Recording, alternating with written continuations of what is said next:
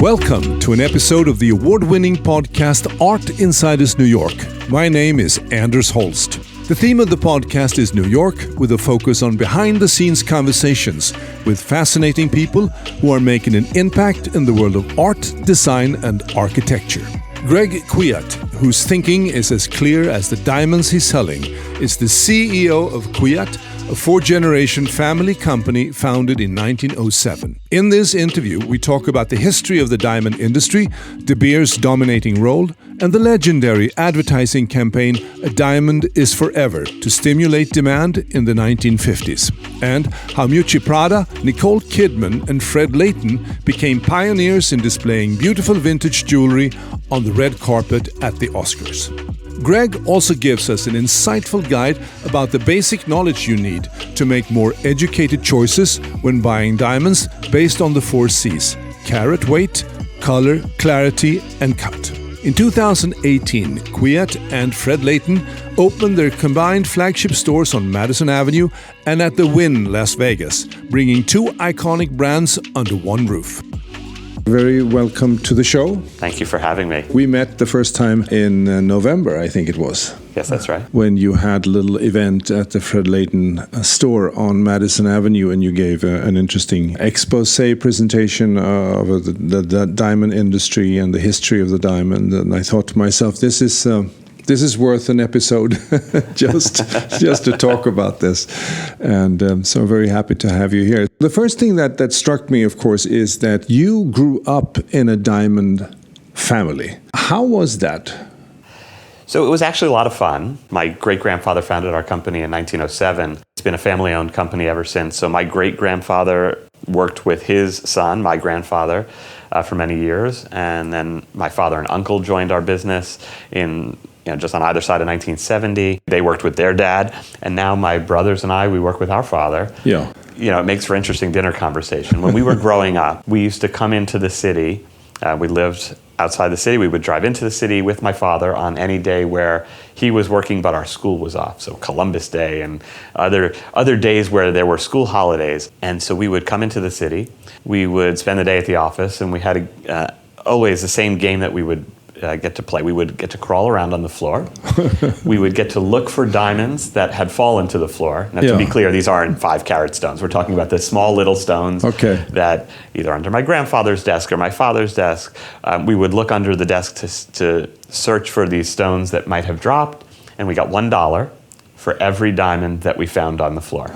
And it seemed at the time like a fantastic deal. It turns out that was we were underpaid, but it was okay. We had a great time doing it, and that's a sweet story. So, what was the value of those diamonds that you found? Well, they were very small stones. We're talking about 1-pointers, 2-pointers. Maybe they were individually worth $10 in value. It wasn't like these are major stones, but as you're working with diamonds, when you're picking layouts or sorting goods, sometimes the little stones pop out. Yeah, and if you're in the middle of some in-depth process, sometimes stopping and getting down on your hands and knees to find that 1-2-pointer, it's just not worth the time, and sometimes you don't even realize it popped out. So that's why we were looking through the carpet. But none of you tried to negotiate the deal to increase the finder's fee here. One time, as we opened old parcel papers, making sure they were empty. That was the other thing we got to do. We got to go through boxes of old parcel papers to make sure they were empty. One time we found a parcel that had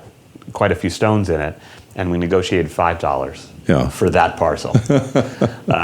And then we got to go spend it at the video game store that was downstairs. Yeah. Your great-grandfather, Sam, I read somewhere that he was on Canal Street. Where on Canal Street did he start?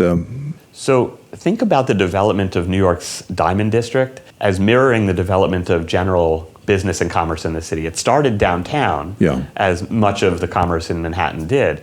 And in those days, the early 1900s, the Diamond District of Manhattan was down on the Bowery and Canal. That was the Lower East Side. It was where most of the diamond dealers, particularly the Jewish population of diamond, the diamond community, was based. They were based down. So it was on Canal Street, right near Bowery. It wasn't until the early 1950s, I think it was, that my grandfather moved up to 47th Street as the general business districts of Manhattan expanded northward, so the Diamond District went with it. And 47th Street, which today is known as the Diamond District. Yeah. It's very different today. In the beginning, it was the high and reputable dealer community that moved to 47th Street. And some had offices upstairs, some had booths in the exchanges downstairs. And he was one of the original members of the community, my grandfather was, that moved up to 47th Street when it was developing. So how did 47th Street start? Was it just a critical mass that some of the major players said, we're going to relocate That's here? Right. That's right. It was a critical mass of people who said we need to move uptown. And there was a move to create another district, another area where the community would be based. If you go to a lot of the worldwide diamond centers, Antwerp, Tel Aviv, there is a community, a place in the city where all of the community is based. In particular, Antwerp, there are essentially 2 streets, and the entire diamond industry is on these 2 streets and in all the buildings. And it makes for a more efficient business dealing when all of the people you would want to see are in the building with you or in the next door building. That's what was being mirrored in New York, in Midtown Manhattan. Your great-grandfather started out as a collector and dealer. Could you say he was a wholesaler? He was a wholesaler. So if you think of my great-grandfather got into the business, well, let me even back up further. What he started doing when he arrived in New York, which was a couple of years before he started the business, was selling steamship tickets to recent immigrants on installment plans. So he was an enterprising guy. He himself was one by one bringing over all of his brothers. He had a number of brothers, and he would send them, he would buy them the steamship tickets once he'd earned enough money, send that to them, and they would come over. And one by one, he was bringing people over. And there was a whole community of recent immigrants to New York that were in similar situations, that had relatives that they wanted to bring over. And so he would sell the steamship tickets on an installment plan. He was good at it, and he started to sell other things on an installment plan. And someone who was a friend of his in the diamond business said, why don't you come work with me? I will help you start out and give you some capital to work with. Yeah. And so that's what happened. He did. He got into the diamond business, and turned out he really enjoyed it. He was very good at it. Yeah. But his career, especially in those early days, was about trading, diamond trading. He would buy and sell the goods, buy diamonds, sell diamonds for profit. He would buy old jewelry, break out the stones to recut to a more modern style, which we look back today as now owners of the Fred Leighton business and think, oh gosh, what if he hadn't cut those pieces apart or taken those great old vintage pieces apart? But in those days, vintage jewelry wasn't necessarily thought of as in and of itself more valuable. What was valuable were the stones, and so I see. He did a lot of that. It wasn't until my grandfather joined in the early 1930s that he began to make jewelry with the inventory that his father had. And he had this incredible, the teardrop of Africa. So that was a little later. That was in the 1950s. So my grandfather was involved in a lot of different elements. So he bought and sold loose diamonds. He manufactured jewelry, had his own workshop. He was very active in buying rough diamonds directly from the mines. In those days, he and his partner would fly to Africa on a moment's notice, fly to Antwerp on a moment's notice when an important piece was available. And so one of the more important pieces of rough that he bought was this. It was 100-something carat piece of rough that when it was cut yielded this 50-carat pear shape called the Teardrop of Africa, which was one of the most important stones that he cut in his career. Yeah, that's incredible. So my father and uncle joined with my grandfather, and it was under that generation of leadership, my father and uncle, that we began to orient our company as a consumer-facing brand. We were 90 years old as a company before we ever ran an advertisement under our own name. Up until that point, we were known very well within the jewelry world. The industry had come to really respect the quality of our business, our work, our jewelry. But we were selling, for lack of a better word, generically. If you walked into a local retail store in any town in America, there might be a case of diamond jewelry. That would be our jewelry, either sold to or on consignment to that store. But they weren't selling it as Kwiat. They were selling it as the store's diamond jewelry. And so when we began to brand under the Kwiat name, we focused not on changing the core of what the company was or is still today, but putting the branded elements around it. So we stayed true to our heritage and our commitment to fine quality. We stayed true to the integrity of what the business had always been. We just now were focusing on it as Kwiat branded jewelry. Mm-hmm. We developed more unique proprietary designs and built on that. We began to advertise under our own name. And our customer base largely stayed the same. It was the same high-end department store, high-end independent specialty store that was carrying us before, continued to, only now it would say Kwiat in the showcase. I see. And as we've built the brand over the last 30 years, there's been an increasing commitment on the part of our customers to really representing us in that way. I mean, in the beginning there were stores that said, well, my store is the brand, or, it's a long shot that, you'll be able to really build this. But we said, no, we're very committed to this, and we're going to build this brand. But that was a big change. I mean, that was a pretty gutsy move to move downstream, I think is the term you use, right? To seek to build a brand. I can't stress enough how radical in the thinking it was for a business at 90 to say, oh, let's totally rethink about what our future is going to look like. Totally necessary thing to do. The diamond industry was evolving, continues to evolve. My grandfather always had a saying that in business, you're always in motion. You're either moving forward or you're moving backwards. And if you're not sure which one, you're probably moving backwards. And so there was always this view that we have to be thinking ahead. What is this industry going to look like? It was clear in the 90s that a lot of certainly the cutting of diamonds was moving outside of America, moving to India largely. And so a lot of the work we'd been doing for many years on cutting, we foresaw a future where it wasn't going to be as economical to cut certain sizes in America relative to what the overseas labor rates were. It became clear that the brand was the future. Now, keep in mind, at the same time that this is happening, De Beers, which at that moment in time is nothing more than a mining company. It didn't have the consumer-facing brands that they had today. A major mining company, the world leader. They were always the stewards of the industry, and at that moment in time, they were really pushing their customers. We were direct customers of De Beers called site holders. They were pushing their customers to do more advertising and branding. They said the diamond category is losing out to other luxury goods, to travel, and to other places where people are being marketed to and are spending their luxury dollars. We as an industry need to be better at marketing. And so if you put aside the retail brands like Harry Winston and Cartier and Tiffany, we were one of the very first, what I will call a wholesale brands that sold through other stores to brand in the diamond category. And actually De Beers held us out as an example of what they wanted more of in the industry. In fact, in the last financial annual report that De Beers published before they went private in the late 90s, they used our advertisement as the example of here is what we are pushing the industry to do more of. This is the type of advertising. And so with De Beers' support and encouragement, that major strategic change was embarked on him. To credit to my father and my uncle for having the foresight. They also at that time knew another generation, a fourth generation of family was going to be coming into the business. It was not a foregone conclusion that I would join this business. My two cousins did, and my brother did, immediately after college. But it wasn't necessarily always my path. And so I had gone to business school, and I decided to join Goldman Sachs in the investment banking division. I enjoyed everything about the 5 years I worked there. It was a lot of fun. I enjoyed the people I worked with. It just, as I looked ahead at my own career, I felt very strongly that I wanted to run a business. And to be fair, as my father said at the time when his friend said to him, "Why would your son leave Goldman Sachs?" My father's answer was, well, his last name wasn't Goldman and his last name wasn't Sachs. So he joined the family. And that is part of it. As I decided I wanted to run a business, there was a natural business to join.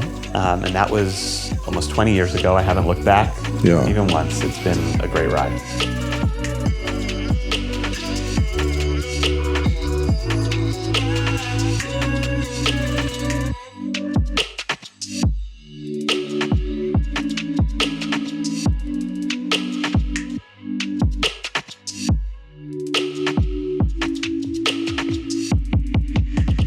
De Beers, they were very dominant in this market, and they're a South African firm, but their market share has gone down. So other markets have come in and are competing. Can you explain that a little bit? So a brief history of the pipeline of selling diamonds from mine to the world.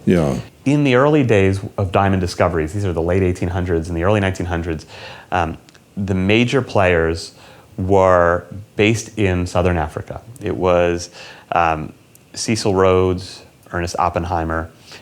They brought their business together, created De Beers, which was sometimes called the Syndicate.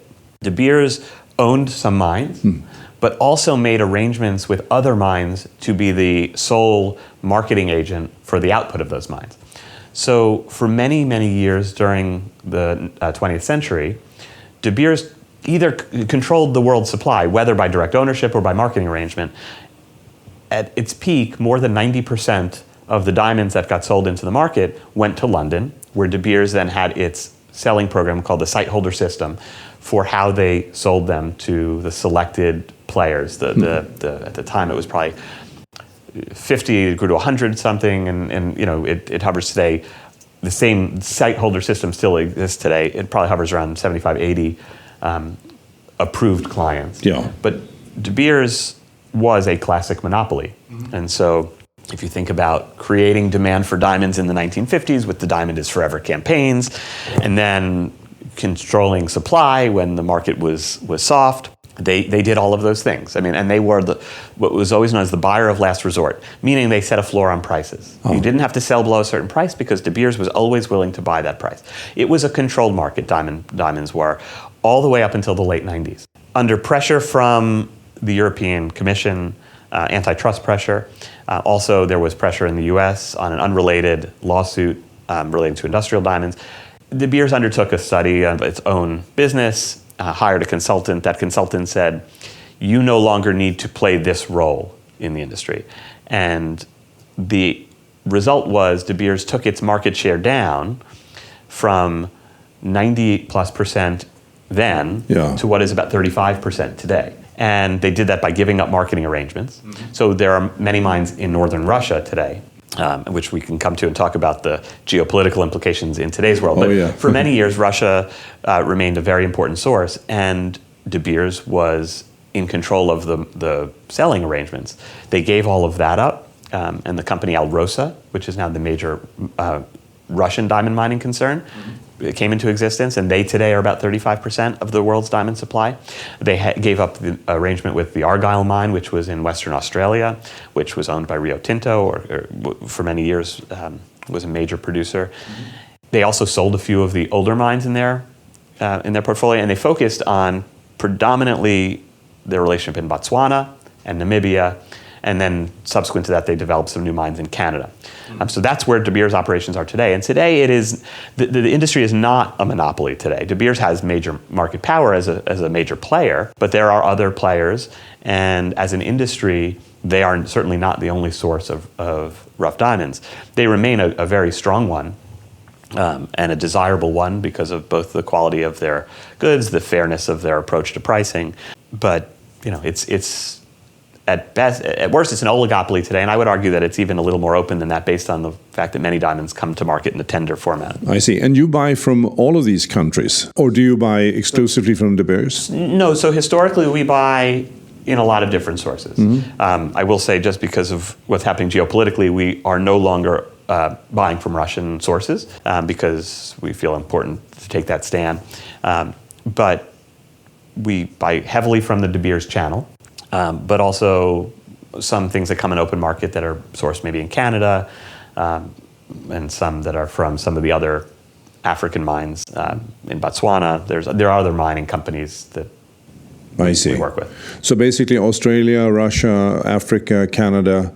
I saw on CNN that there was a guy in Arizona who found a diamond in some kind of park. So maybe I think it's Arkansas that you're thinking of, because the only place in America that has ever been found to have diamonds is a national park in Arkansas. It is not commercial enough to actually be mined for actual production. So basically you can go visit it and you can do your own diamond mining. And every once in a while a visitor finds a diamond and it gets a lot of publicity.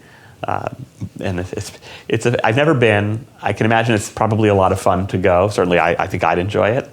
But it's the only place in America where they've ever found diamonds. I think he sold it for $10,000 and bought a truck or something. There you go. and that sounds like a great trade for a visit to a park. Yeah. I think that many people who listen to this interview would thinking of buying a diamond.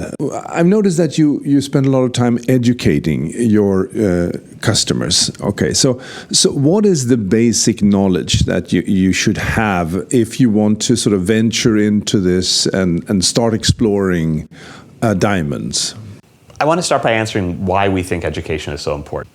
I think the best customers, the best buyers are knowledgeable buyers. The people who understand what it is that we sell and why there are differences in quality and what to look out for and how to be an educated customer. I think these people do themselves a service for the process they've taken in learning, and then they know how to navigate the process. It is a complicated process, buying diamonds, buying diamond jewelry. It is, there's a lot of unknowns, and what I always say is you can do all the research in the world. The person you sit across from is very likely going to know more than you. And so there's always going to be an element of trust in the process.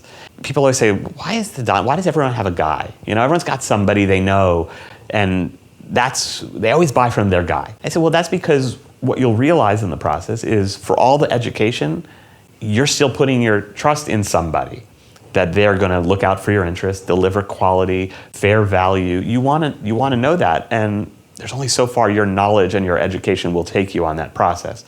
That's why I think education is so important, because I think by educating people, you build trust. You demonstrate what matters, what they should know, you teach them. I think they come away more confident in their purchase, more trusting of you, of us, and ultimately they make better choices. Yeah. Because of that. The basics of diamond education are what we call the 4 C's. It's the way that diamonds have been taught for a very long time: carat weight, color, clarity, and cut. And whenever people come to us, particularly for engagement rings, which is when most people enter the market for the very first time and do their very first learning, we take them through the whole process of understanding that. And we educate them what it means, but not just the definitions, but practically how to apply that, right? Mm-hmm. You can go online and you can read, and a lot of the websites that might educate, they don't teach how to apply that knowledge. They just say, here's what it means. And they say, well, what matters? You know, you're telling me that color is about the presence of yellowing in the diamond, but is that bad? When is it bad? Where on the scale should I think? And so we try and get really specific on how to apply that knowledge and make it practical for people. I enjoy what we do, so if people like to get into it, I can sit and talk all day about it, but I try and read the room a little bit. You know? Yeah. If people's eyes start to glaze over, I say, look, I'll make sure that we're making good choices along the way. You ask any questions you have. Yeah. We put a lot of information out on our website. We've done a lot of videos and write-ups on all of these things. We want people to feel like they can do it at their own pace, right? Yeah. So some people like to do it, they like to read, some people like to watch, some people like to do it by themselves first. We sit down with people, we do a primer on the education, and then we start looking, in an engagement context, for example, we might start looking at diamonds, and I'll show people the difference visually. Yeah. A D color, a J color, or an H color. Here's a VS2, here's an SI1. What do you see? There's a real-world practicality to diamonds, and what I mean by that is everyone has a budget that they need to stay within. Everyone has a desire of size or of a certain style. And so the whole process of buying diamond rings and jewelry generally is about balancing that. Sure, you could always pay for the very, very best in color and clarity, but that's not always the best advice to give somebody. And so we give the practical advice that says, here's where the trade-offs make sense.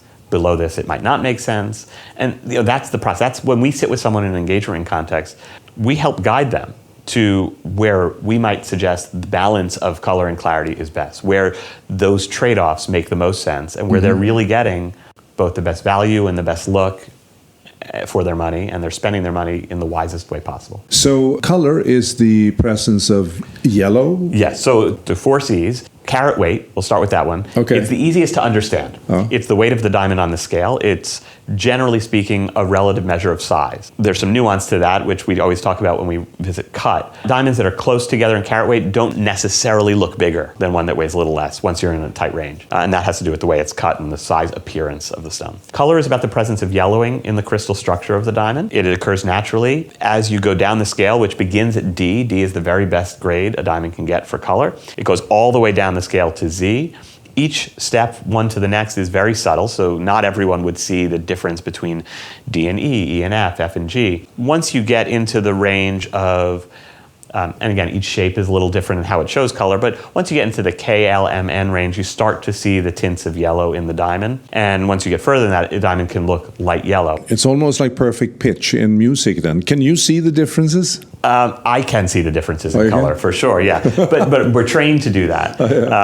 And I'm more sensitive to color, even if I wasn't trained. I have learned about myself that I'm more sensitive to color than the average person. I have an ability to see it. I have sat with customers who've looked and they immediately see differences, even 1 grade apart. And so there are some people who are more sensitive. I've had people who don't see anything different about stones that are quite far apart. And just a note on yellow diamonds, if you've ever seen a diamond that's a bright color yellow, that's actually a scale that is after Z. It begins after Z. So there's a whole range in there where the diamond is yellowish, but not quite yet attractively yellow. So clarity, that's the third of the 4 C's. Clarity is about the presence of what we refer to as inclusions in the crystal structure, basically imperfections in the crystal structure of the diamond itself. Now, 99.99% of the world's diamonds have some kind of inclusion. It's not a problem that a diamond has that. It's really a question of how pronounced it is, how notable it is, can you see it with the naked eye, how visible is it under magnification. And there's a scale that begins with the term flawless, which is a term a lot of people have heard. It goes down from there to VVS, which there's a 1 and a 2, VS 1 and 2, SI 1 and 2, and then there's a range of I 1, 2, 3 that goes after that. Now, I always tell people that, and I can see them glazing over when I start to go through the scale because no one's going to remember that. The key I always advise is you want to be above the threshold where you can see anything to the naked eye. Yeah. To me, that's the starting point, because you don't want to look at the stone and see something that grabs your attention, a black spot or a line that looks like a crack. Those things, once you see them, they can be a little hard to unsee, and so you want to try to avoid that. Once you're above the threshold where you see something to the naked eye, every step up does cost more money, and so there's a balance. How much do you need to? Do you need flawless? My experience is that most people are not buyers of flawless. It's much more expensive than a VS2, and in the what I call the real world, the practical world of a ring on someone's finger, you may never see that difference. So we have color, clarity, carat, and then the most important one, which is the cut. Exactly, the most important by far. And that that has some standards applied to it, but not as much as the other 3, correct? That's right. So it is the hardest one to understand because there is not necessarily a single objective grade. Now let me separate for a minute. Round diamonds receive from the GIA a cut grade. So a single grade based on the scale of excellent, very good, good, fair, and poor. There is a grade, and so you have something as a buyer that you can look at, objective third-party measure of the quality of the cut. And GIA is? GIA is the Gemological Institute of America, the single most important grading institution, scientific body, and educational institution. The GIA is a nonprofit that supports the trade through all of its work, and it is the definitive gold standard when it comes to the grading of diamonds. Outside of rounds, fancy shapes, all of the other shapes, ovals, radians, cushions, heart shapes, pear shape, there is no cut grade. That doesn't mean there's not such a thing as a finely cut stone and a poorly cut stone. Quite the opposite, it's very important. But there's not, from a buyer's perspective, there's not one single grade that captures it all. Now, what makes a stone well cut? Cut is not shape, right? Shape is what I just mentioned, all the different outline shapes for a stone. Cut is angles and proportions, it's faceting. It's all of the things that go into making a diamond as brilliant and as beautiful as possible. And when a diamond is well cut, it's bright and brilliant and it's lively. And when a diamond is poorly cut, it's dull and dark and lifeless. And that makes all the difference in the world. So when we talk about our brand and our standards for quality of cut, we work at the highest level. We only will deal in stones that are as beautifully cut as possible. I think that's when people work with us, that's an assurance they get, and it's a comfort level they get, knowing that we've taken that out of the equation. There's not an opportunity to make a mistake on cut, the way there might be at other places or online. We only will be showing stones that are beautifully cut. And if you think of from a buyer's perspective for a minute, listen to what I just said. I just said the most important thing has no third-party objective measure. So now what do? You have to trust somebody. You have to look at the person who's selling you and believe that when they say it's well cut. Now you might see it. You should, as a customer, if someone showed you a poorly cut stone and a beautifully cut stone, you would see that difference. But it's really important that the person who is showing you and describing these things is doing so accurately, and that you believe in that person's guidance. I saw somewhere that you have a tiara standard. So explain to me then, how does the tiara relate to the standard set by GIA? So we have developed our set of parameters for cut quality. Yeah. And for us, what we mean is certain angles, certain table sizes and percentages, certain depth percentages, certain facet lengths. We've really studied this in great depth. And we refer to our set of standards as our tiara standards. So our round diamonds we call our tiara cuts, tiara being the Kwiat logo. So we look at the GIA and we think that the cut grading system is extraordinarily well done. We actually go deeper though. And we say not all excellent cut grades will earn the tiara logo, will meet our standards. There's a subset of the excellent cut grade range. All of our diamonds are excellent cut, but actually there's a certain subset of that excellent cut grade range where we believe the diamond is the brightest and also the largest looking. It shows its size in the best way possible. And so that is where we put our logo and put our standards. And that's the difference between the tiara cut and the simple cut grade from the GIA. I see. I read somewhere that you talk about your design team and you talk about different roles here: diamond cutters, graders, jewelers, setters, and polishers. And I thought it was one and the same person who did all this, but is it different people who come in and during the work process? Yeah, so there's a lot of different skills in making a piece of jewelry. You know, I don't think people actually appreciate the art form and the depth of knowledge it takes to really make a fine quality piece of jewelry. Jewelry for most people is widely available. You walk into a store, you can see fine jewelry, you can go into Target and see costume jewelry or plastic jewelry. I mean, so people don't quite appreciate the steps involved with making and the different skills that are involved. Yeah. So diamond cutting is a vastly different skill than jewelry manufacturing. There are people whose specialty is polishing. There are people who are diamond setters or stone setters, which is very different from people who would be bench jewelers, people who actually sit and handcraft the metal. Of course, the design team itself is entirely different. These are people who have incredible creative approaches to jewelry, but might not even be bench jewelers themselves, right? So they might not be able to bring to life the designs they've created, so they'll work hand in hand with the people at the bench.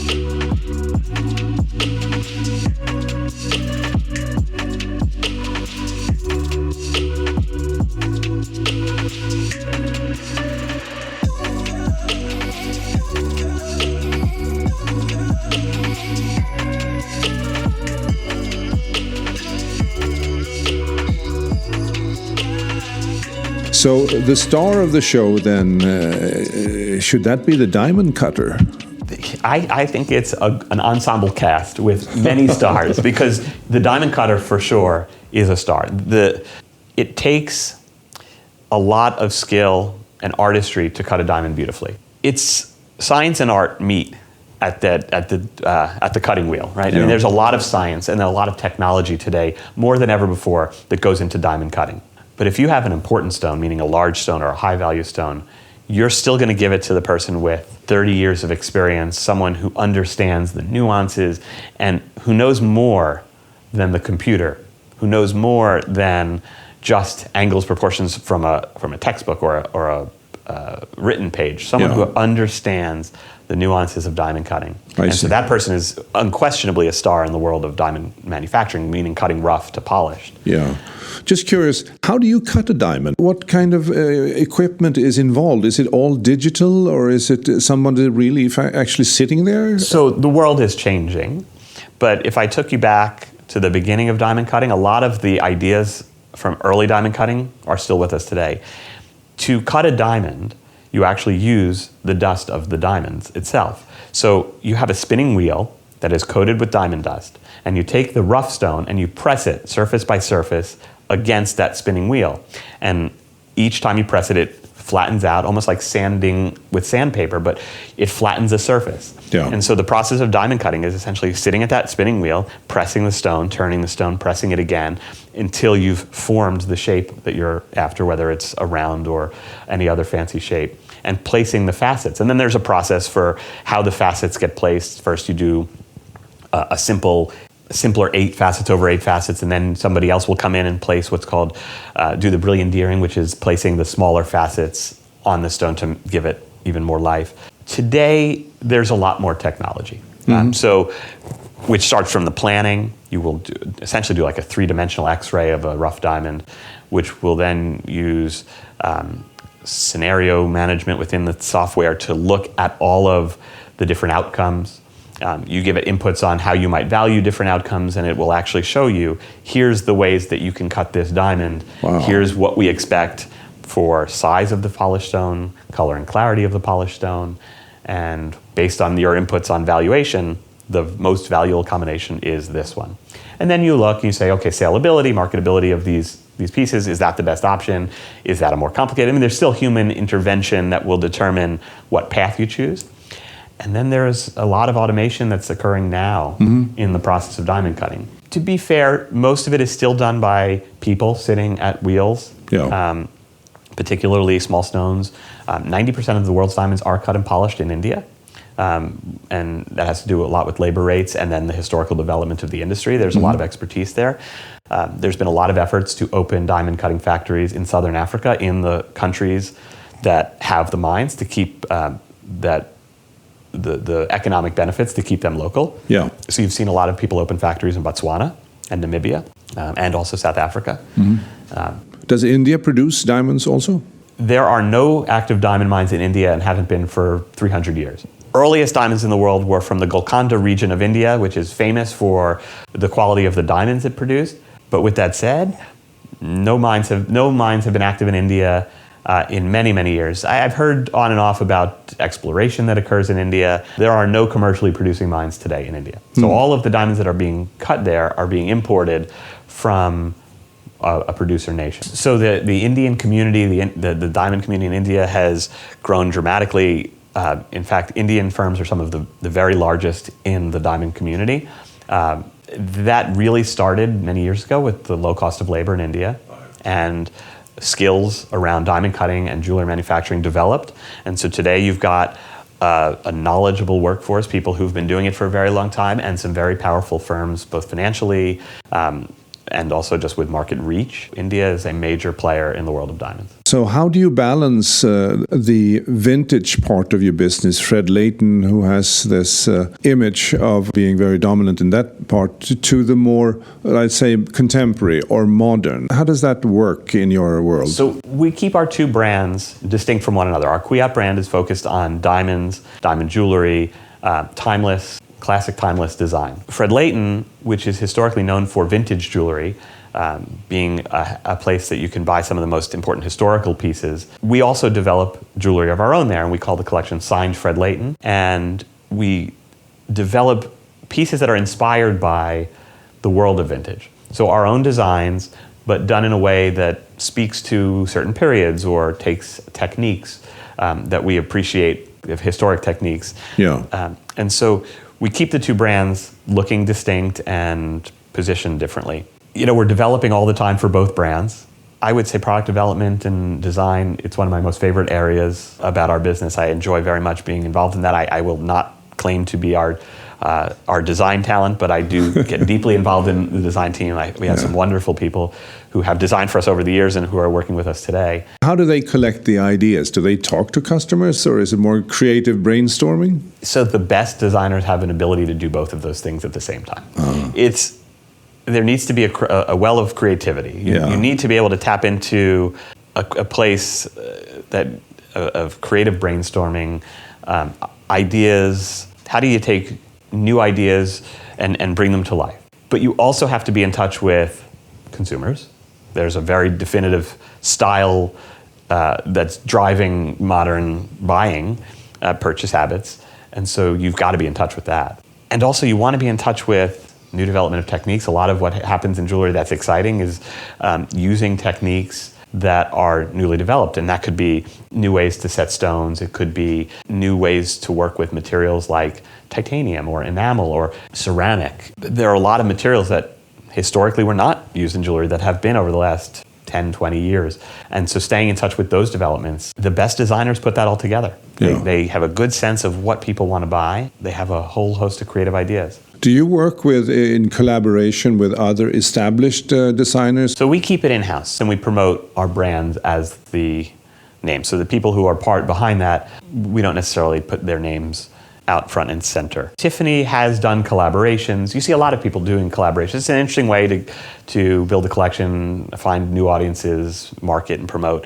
For a brand the scale of Tiffany, I can understand why it makes sense, because it gives them ways to do distinct things that might be a little different from the mothership. But for us, I think we've thought about it over time. We probably will in the future do it, but to date, we haven't really done those types of collaborations. I understand that Fred Leighton, their tradition was to work on the red carpet with celebrities. Mr. Leighton, who was the original founder of the business, really understood the power of the red carpet for getting out the message that he believed deeply in. And that message was that vintage jewelry, it's as fashionable in today's world as it was when it was originally created. For a lot of years, people looked at vintage jewelry as old jewelry, as jewelry that was from a different period, and it wasn't interesting to people. Mm-hmm. It wasn't until the last 30 or 40 years that people started to appreciate that pieces from a different era were interesting, collectible, and really wearable today. Yeah. And so the red carpet was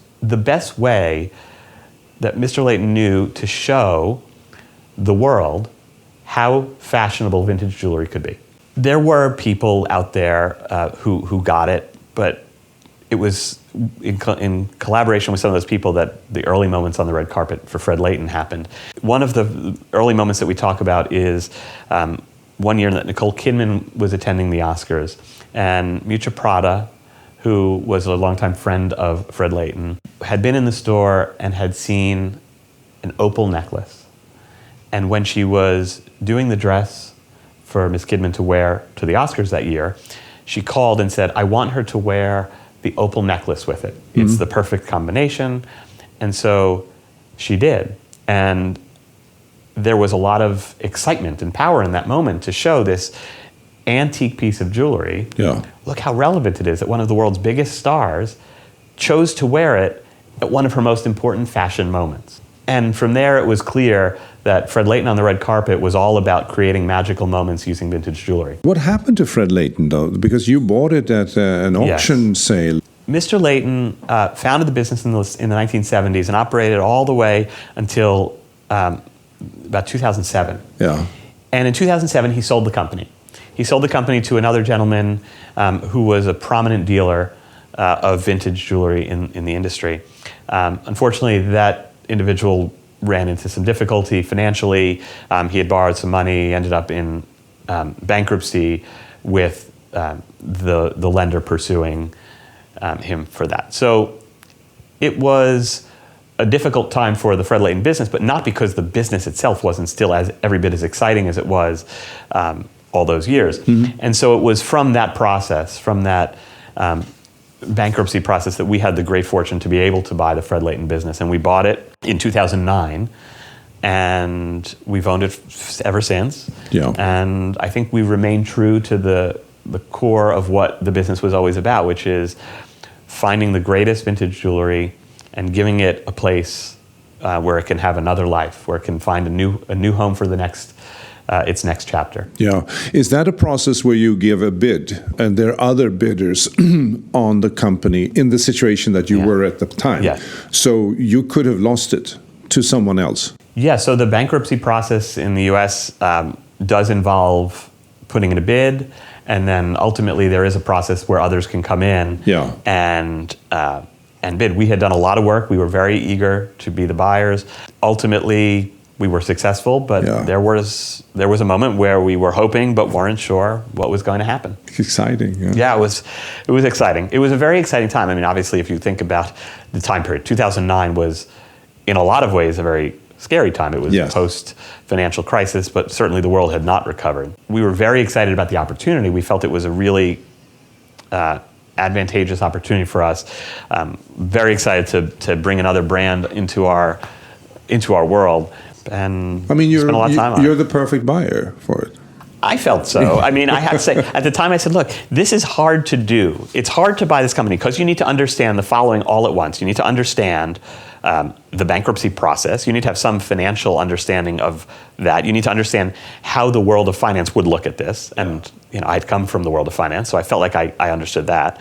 You need to understand what it means to own a brand and what you can do with that brand. Well, that's what we've been doing at Kwiat for those many years, and we were very excited about that prospect. A lot of people who looked at the business didn't really understand that, right? They came at it just from an inventory perspective, which is the third thing you needed to do. It was a company that had extraordinary inventory, and so much of the value was actually in that inventory. So you needed to look at all of these extraordinary pieces, this diverse group of pieces that ranged over 250 years, and you needed to understand how to value that. And we had that expertise as well. And so I felt like I was really in a position where we were the unique buyer for this business. Yeah. And fortunately, we were right. So you have 2 stores, one in New York and one in Las Vegas. Yes, in New York, and then in Las Vegas, we're at the Wynn Hotel. Oh, yeah. We think both are great locations that place us right in the heart of where our customer is buying jewelry. And then you're working with a network of collaborators all over the world. That's right. The historical and bigger part of our business is working with our retail store partners. So we have a network of independent specialty store customers, meaning the stores that carry the high-end watches and jewelry in every local town. We work with the high-end department stores all across America. The community of dealers and sellers all around the world. These people that we work with that position our brand as the high-end diamond jewelry brand in their store. This is an important part of our business as well. How do you keep them all happy? I think if you sell, they're happy. And we're lucky that we've been able to be meaningful parts of our customers' business.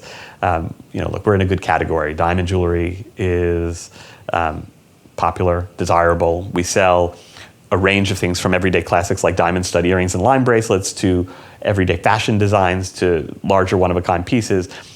I think that our customers have a lot of customers for what we sell. And so we're important to our customers, and our customers are important to us. So you mentioned before the slogan, "A diamond is forever," which was conceived in the late 40s, correct? That's right. So what is the next slogan? Do you think about that? When you drive to work every day, what could we have here? Yeah. So it's been around for a long period. It's been around for a long time, which shows you the real power of it. Yeah. Whenever any publication does a roundup of the best advertising slogans of the last 100 years, this one always is at or near the top of the list. A diamond is forever, because it really changed the category. It really repositioned the way people understood diamonds and thought about them as a purchase. And even as we talk today, I can see the power of it. You understand in just that one artfully written line what makes a diamond special, how it links to love and how it links to life and how it links to value. Our industry has searched, I'm sure, at every level. And we've certainly thought about taglines and slogans and marketing messages. No one in the entire industry has come up with anything that's even close. And it's still in use today. People will still use it. It is still owned by De Beers. They've used it at the industry level, because for many years De Beers still did industry advertising on behalf of everyone, right? No specific brand, just a diamond is forever on behalf of the category.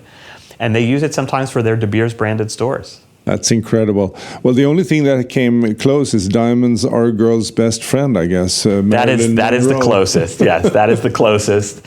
And certainly between that slogan and Marilyn Monroe, that lives forever. There are some contemporary versions of that song. They're sampling it. Megan Thee Stallion did that. And, Normani and stuff. That's right. Well, it's so many people would know this. Maybe they never even heard the song, but they think they've heard the song. They know that phrase, diamonds are a girl's best friend. So what are you working with now? What fills your days? What's next for this corporation? Any mergers on the horizon? Look, the fun part of working in a family business is that every day is different. Any day you could come in and you could do one of 100 different things. And sometimes you know, and sometimes you don't even know. Some days I work with clients and I'm in the store. Some days I am focused on what we're buying. Some days I'm at trade shows, and some days I'm at thinking about financial things. I think that we have a lot of exciting things ahead. I think this company's best days are still ahead of it. We're always open to transformative. Like I said, you're either moving forward or you're moving backwards. We are laser focused on making sure we're always moving ahead, thinking about not just what's happening today, but where we're going. We spend a lot of time on how augmented reality and virtual reality will impact the selling process. We spend a lot of time on thinking about whether we would like to add more brands to our company. And I do think that's something over time we will do. We think a lot about what kind of inventory we want to be purchasing day to day. We've bought some very important rough recently, and we're manufacturing that. And then some days we'll buy really important pieces of estate jewelry. Some of the most exciting things we do are on the buying side. Well, Greg, thank you so much for taking the time. I think it's a fascinating topic, and I'm so grateful that we did this, because I got the opportunity to learn a little bit about. Well, thank you. I really appreciate you having me on the show. No, absolutely. And your thinking is as clear as the diamonds that you produce. So thank you.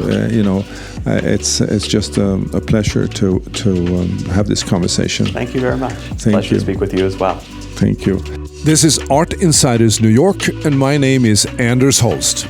If you enjoyed this episode and have family and friends who love New York and are passionate about the world of art, design, and architecture, please spread the word by following us on artinsidersnewyork.com or liking us on our Facebook page, Art Insiders New York, where we publish newsworthy material all the time. It's very much appreciated. Thank you. This episode was produced by UOM LLC, copyright 2022.